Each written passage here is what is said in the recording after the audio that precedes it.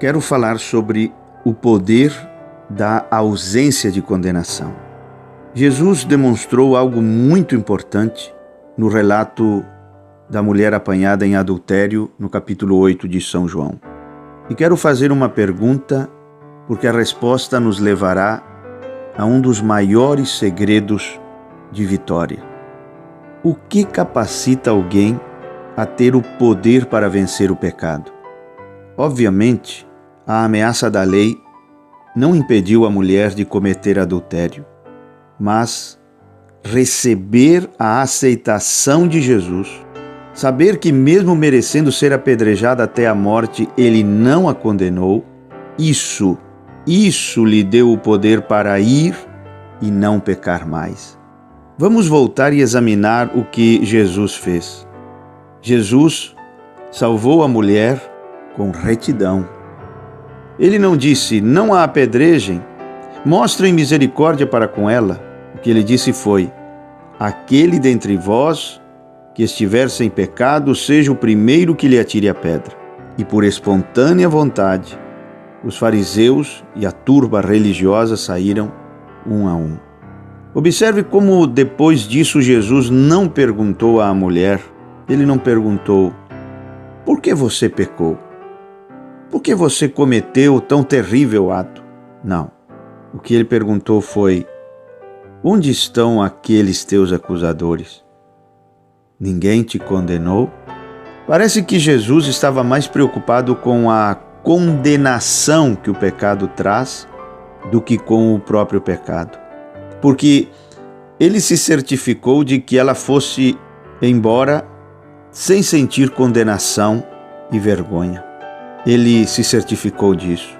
E aqui há uma coisa que eu quero dizer, nós não devemos inverter a ordem de Deus. Quando Deus diz que algo vem em primeiro lugar, isso deve vir em primeiro lugar. O que Deus coloca em primeiro lugar, o homem não pode colocar em último ou em segundo. Eu creio que até mesmo a ordem das coisas na Bíblia são por inspiração. Deus diz que nenhuma condenação vem em primeiro lugar e então você pode ir e não pecar mais. Você captou isso? A religião inverte esse sentido. Nós dizemos muitas vezes, primeiramente vá e não peque mais, então não o condenaremos. O que precisamos compreender é que quando não há condenação, é que as pessoas recebem poder para viver vidas vitoriosas, vidas que glorificam a Jesus. É daí que vem a concessão de poder. A graça produz uma concessão de poder sem esforço, por meio da revelação da ausência de condenação. Ela é inconquistada e totalmente imerecida. Essa graça poderosa mas podemos recebê-la, esse presente da ausência de condenação, porque Jesus pagou por ela na cruz. Verdade seja dita, nenhum de nós poderia ter atirado a primeira pedra naquela mulher. Todos nós pecamos e deixamos a desejar. Hoje, nossa confiança não está em nossa capacidade de cumprir as leis de Deus perfeitamente, mas no único Jesus Cristo que é em si mesmo o cumprimento da lei. Em Cristo, somos todos iguais. Se um irmão ou uma irmã se envolve com o pecado, nosso papel não é julgá-los, mas restaurá-los. Foi o que Paulo disse. Restaurá-los apontando-lhes o perdão e o presente da ausência de condenação encontrado em Jesus. A única pessoa que não tinha pecado e que poderia ter exercido punição judicial sobre a mulher era Jesus. Só ele estava qualificado para atirar a primeira pedra e não o fez. Jesus devia, em carne, representar o que havia no coração de Deus. Você crê nisso? E o que havia em Jesus não era julgamento. Seu coração é revelado em sua graça e seu perdão.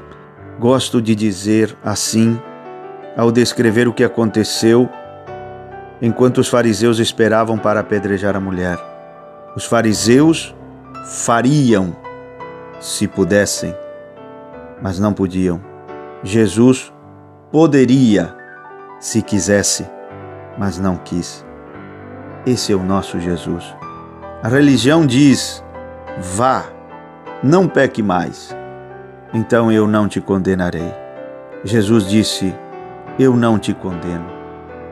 E tirou toda a condenação do coração daquela mulher. E depois disse: não peque mais. Parece que estamos pregando um Jesus bem diferente desse da Bíblia, não acha? Se nós conseguirmos tirar do povo toda espécie de condenação, a genuína e verdadeira santidade fluirá.